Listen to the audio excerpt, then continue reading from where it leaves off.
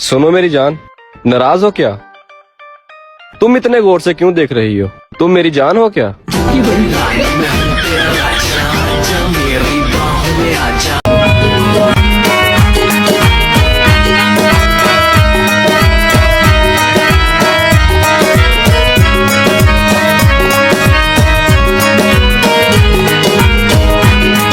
उस्ताद सूरज जे कोई गलती हो गई है तो माफ कर दे। यकीन कर बस हो गई है।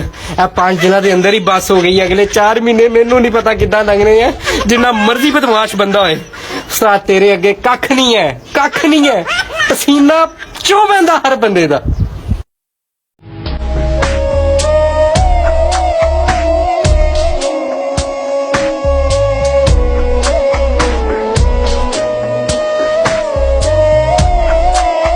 कंबल रजाई को करो माफ, कर लो एसी कूलर साफ। पसीना आएगा अब दिन रात, नहाए बिना नहीं बनेगी अब बात। अपनी तबीयत में रखो नरमी, आप सबको मेरी तरफ से हैप्पी गर्मी।